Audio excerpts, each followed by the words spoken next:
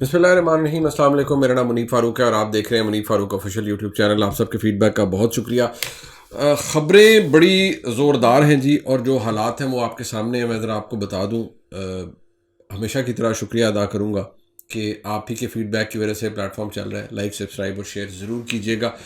مولانا فضل الرحمان صاحب نے کل، ان کا دل بڑا بھرا ہوا تھا، انہوں نے ایک پریس کانفرنس جڑ دی. بعد میں انہوں نے گفتگو بھی کی جرنلسٹ سے، اور انہوں نے میرے خیال میں گفتگو کی آسما شرازی صاحبہ سے بھی، اور شاید اور بھی کسی جرنلسٹ سے انہوں نے گفتگو کی ہے. اب مزے کی بات یہ ہے کہ مولانا صاحب جو کہہ رہے ہیں وہ کیوں کہہ رہے ہیں، اور مولانا صاحب کا اس وقت ذہن میں کیا ہے، یا ان کو کیا دکھ ہے، تکلیف کیا ہے، ذہنی کوفت کیا ہے، ذرا اس کے بارے میں آپ کو بتاؤں گا. پاکستان تحریک انصاف کی طرف سے عمر ایوب صاحب نے ایک دعویٰ کیا جی کہ ان کی اکثریت آنے والی ہے اور وہ حکومت بنانے والے ہیں. تو ذرا اس دعوے کے اوپر بھی بات کر لی جائے.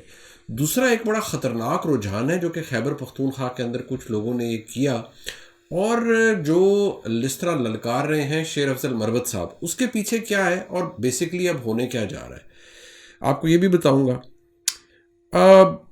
مسلم لیگ نون اب بوٹ لیگ بن گئی ہے، اور بوٹ کو پاؤں میں پہنا جاتا ہے. نون لیگ نے سر پر رکھ دی ہیں. یہ میں نہیں کہہ رہا، یہ سینیٹر مشتاق احمد خان صاحب نے کہا ہے، جن کا تعلق جماعت اسلامی سے، بڑی وزادار اور عزت دار شخصیت ہے، انہوں نے یہ کہا ہے. اور جو ایک کیمپین کی گئی ہے، ذرا اس کے بارے میں آپ کو بتاؤں ایک صحافی کے خلاف، وہ کیا ہے. سب سے پہلے تو جی میں آپ کو یہ بتا دوں کہ شیر افضل مروت صاحب، انہوں نے ریسنٹلی بات کی ہے، اور وہ کھڑے تھے، انہوں نے ایک تو بڑک یہ ماری کری، زرداری صاحب مجھ سے رابطے میں ہیں، اور انہوں نے کہا ہے کہ ہم آپ کے ساتھ ترجیح ہے ہماری، آپ اگر اپنے تمام سیٹیں لے لیتے ہیں تو ہم آپ حکومت بنائیں. اب اس میں وہ کیا فرما رہے ہیں وہ تو آپ نے سن ہی لیا ہوگا، لیکن شیر افضل مروت صاحب نے جو یہ کہا ہے کہ جی زرداری صاحب نے مجھ سے رابطہ کیا کسی تیسرے چوتھے بندے کے ذریعے. بات یہ ہے کہ جو اس وقت نظام موجود ہے اس میں شیر افضل مروت صاحب سے زرداری صاحب کسی صورت رابطہ نہیں کر سکتے. اس کی وجہ یہ ہے کہ یہ کیونکہ پاکستان کے جو طاقتور حلقے ہیں ان کے زیر انتظام ایک حکومت بن رہی ہے، ماحول چل رہا ہے. ایسے میں زرداری صاحب کیوں شیر افضل مروت صاحب سے رابطہ کریں گے؟ اور میں نے پھر اپنے جو بحیثیت ایک صحافی جو ذرائع ہیں پاکستان پیپلز پارٹی کے اعلیٰ ترین، میں جب یہ کہہ رہا ہوں اعلیٰ ترین لوگوں سے میں نے یہ پوچھا کہ جی ایسے کوئی پیغام ابھی نہیں پہلے بھیجا گیا ہے. انہوں نے کہا جی کہ سی کے اندر یہ گفتگو ضرور ہوئی تھی کہ اگر تحریک انصاف میں یہ رجحان ہوتا کہ وہ سیاسی گفتگو کرتے یا بات کرنا چاہتے تو پھر بات ضرور ہو سکتی تھی تمام سیاسی جماعتوں سے. زرداری صاحب کی پالیسی ہے کہ بھئی ہر سیاسی جماعت سے بات ہو سکتی ہے.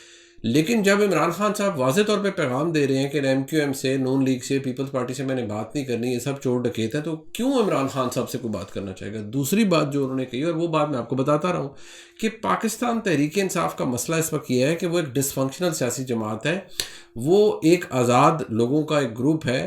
اسی لیے وہ MWM میں جا رہے ہیں تاکہ اس کی چھتری تلے وہ ایک حکومت بنانے کی، یا کم از کم ایک اتحاد بنانے کا کچھ کر سکیں، کوئی ریزرو سیٹیں لے سکیں. پاکستان تحریک انصاف کا اس وقت مسئلہ یہی ہے کہ جب تک انٹرا پارٹی انتخاب نہیں ہو جاتا اس وقت تک وہ نہیں لے سکتے وہ بلے کا نشان واپس، نہ ہی ایز اے پارٹی وہ فنکشن کر سکتے ہیں. یہ سارا معاملہ ہے. تو یہ مطلب جو بات تھی وہ بہرحال میں شاید مروت صاحب سے کوئی مذاق کر رہا تھا. آپ کو پتہ ہے پھر مذاق ہو جاتے ہیں.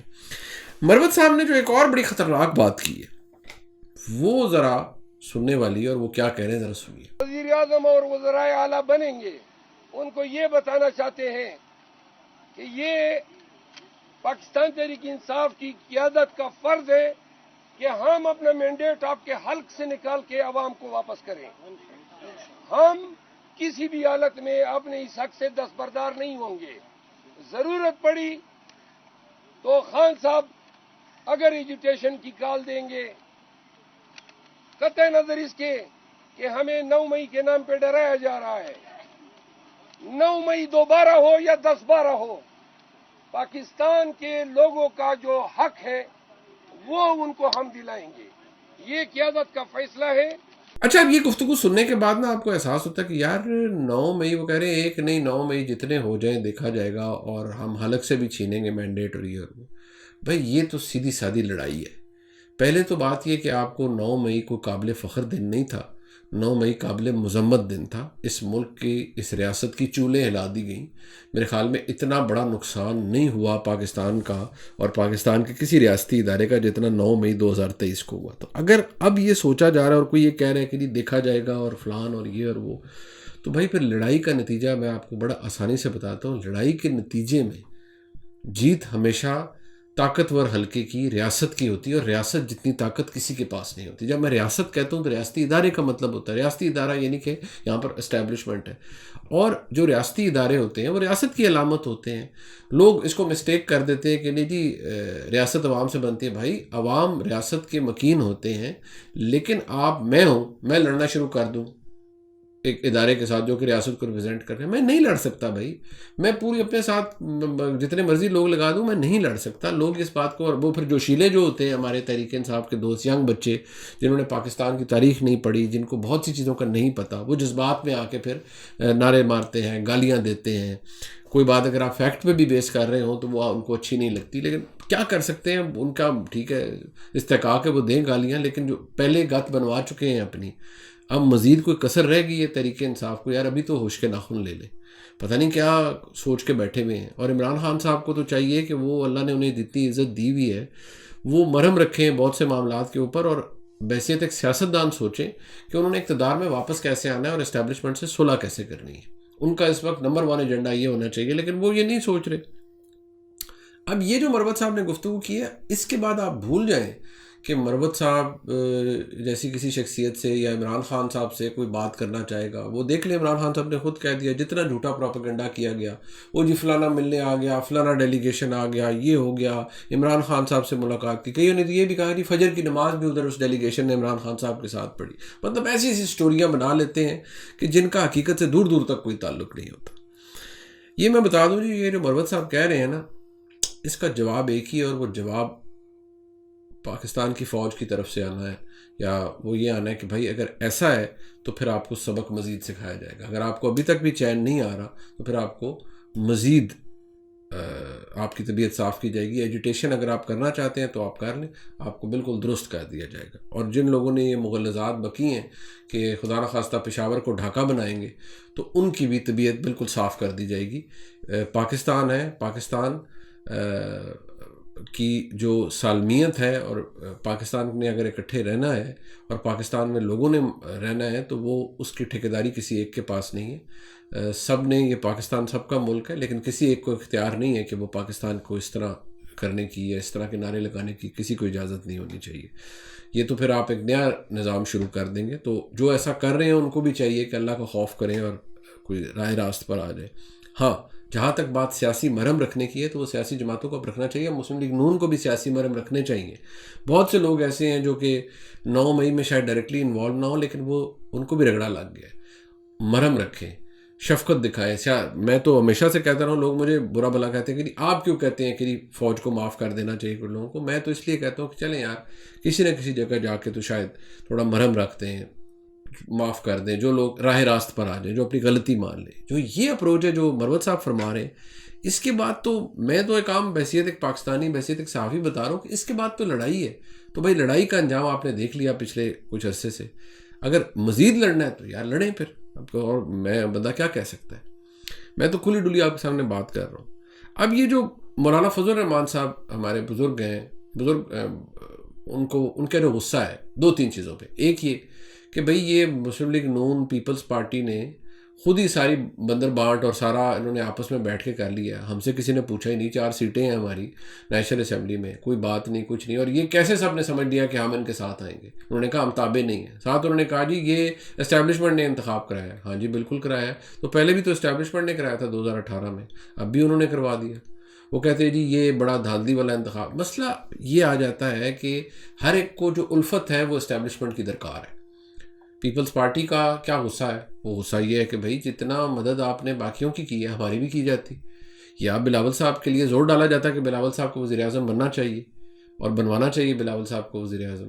بھائی انہوں نے وزارت خارجہ سنبھال کے دکھا دی، بڑی بہترین کیمپین کر کے دکھا دی، پڑھے لکھے ہیں، دنیا انہیں جانتی ہیں، بی بی شہید کے بیٹے ہیں، ذوالفقار علی بھٹو کے نواسے ہیں، بہترین، مطلب ایک بڑا سیاسی خاندان ہے ان کا. تو کیوں نہیں اب انہیں موقع دیا جا رہا؟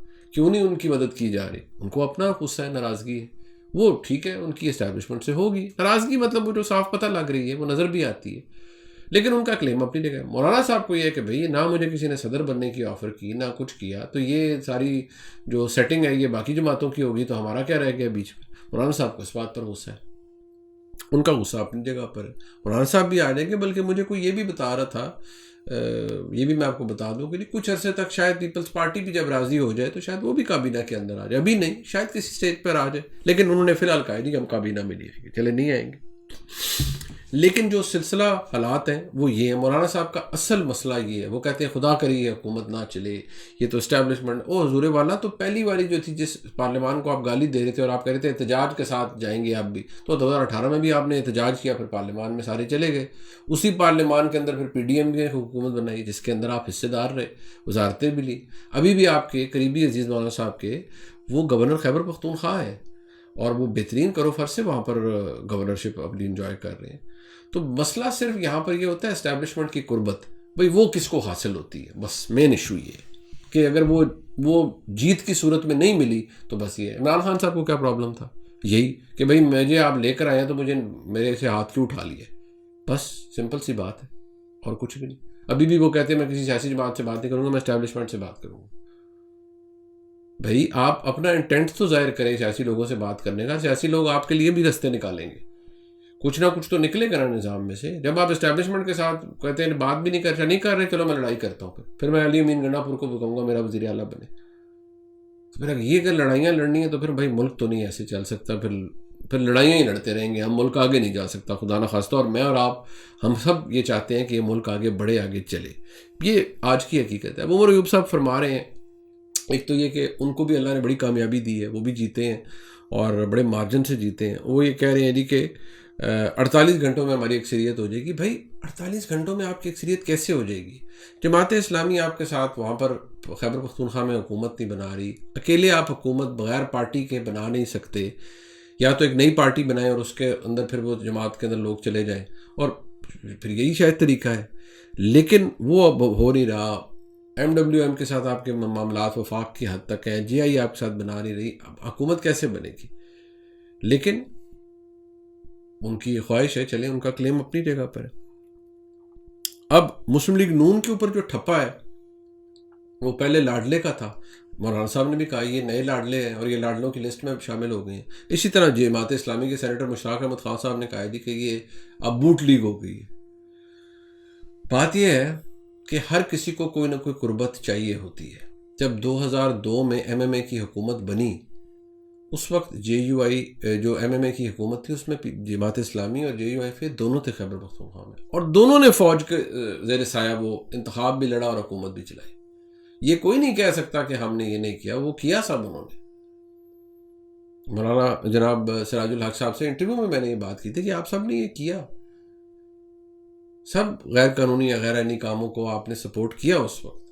اب مسئلہ یہ ہے، وہی والی بات، وہ کہتے ہیں یہ بوٹ لیگ ہو گئی ہے۔ کل جماعت اسلامی کی کسی سٹیج پر کوئی ارینجمنٹ ہو جاتا ہے تو پھر کیا جماعت اسلامی بوٹ لیگ ہو جائے گی؟ مسئلہ صرف یہ ہے، مولانا فضل الرحمان صاحب کہتے ہیں اسٹیبلشمنٹ پاکستان کی سیاست سے نکل جائے اور ان کا سیاست کے اندر کوئی عمل دخل نہیں ہونا چاہیے، قانونی آئینی طور پر ایسے ہی ہونا چاہیے۔ بھائی میں تو آج بھی کہتا ہوں، پہلے بھی کہتا ہوں، لیکن جب میں گراؤنڈ ریالٹی کی بات کرتا ہوں تو پھر کئی لوگ میرے غصے ہو جاتے ہیں۔ بھائی میں بتا رہا ہوں کہ جو ہے، میں ٹھیکیدار نہیں ہوں، نہ میرے پاس اختیار ہے، میں آپ جیسا عام پاکستانی ہوں، میں کہاں سے ٹھیک کر دوں بھیا؟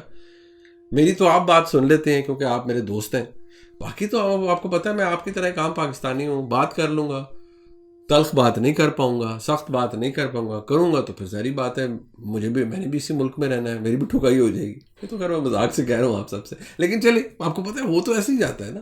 میں جہادی نہیں ہوں، میں سیاسی جماعتوں کے لیے کیمپین نہیں کرتا بھائی، میں سچی بات آپ کے سامنے رکھ دیتا ہوں کہ بھائی یہ ہے، دس از the reality.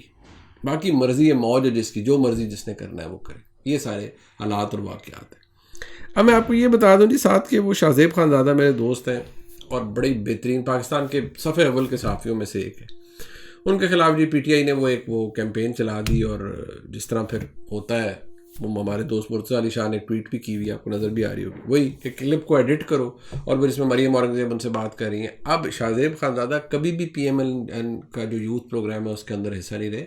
As a journalist جیسے میں اس کو ایویلیویٹ کر سکتا ہوں, شاہزیب خانزادہ نے بھی کیا ہوگا, لیکن صرف مسئلہ یہ ہے کہ جب آپ کو کوئی, اب میرے ساتھ پرابلم تحریک انصاف کے کچھ دوستوں کو کیا ہے کہ بھائی آپ یہ کیوں کہتے ہیں عمران خان نے غلط کیا. بھائی میں عمران خان کی غلطی, میں ایک صحافی ہوں, میں بتاؤں گا کہ انہوں نے جو کیا.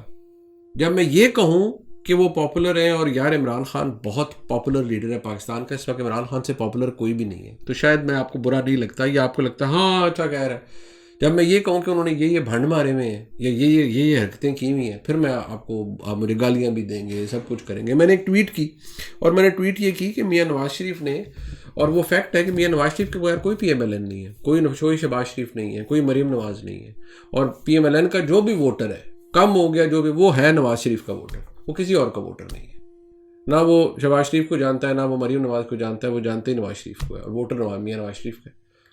اور میاں نواز شریف کو 4 دہائیوں سے, وہ کہاں سے اسٹیبلشمنٹ کی مدد سے جنرل ضیاء الحق صاحب کی زیر سایہ سیاست میں آئے اور پھر یہاں تک پہنچ گئے, 4 دہائیوں سے وہ چل رہے ہیں. اس کے اوپر ابھی ایک فیکٹ بیان کیا ہے میں نے کہ وہ کنگ بھی رہے ہیں, یعنی کہ خود بھی اقتدار میں, آپ کنگ میکر ہیں, بھائی کو وزیر اعظم بنوا رہے ہیں. پاور پالیٹکس ہے, اس کے اندر ارینجمنٹ جس طرح باقی سارے کرتے ہیں وہ بھی کر رہے ہیں, سب کچھ کر رہے ہیں. اب یہ فیکٹ ہے, ایک فیکٹ ہے پاکستان کا.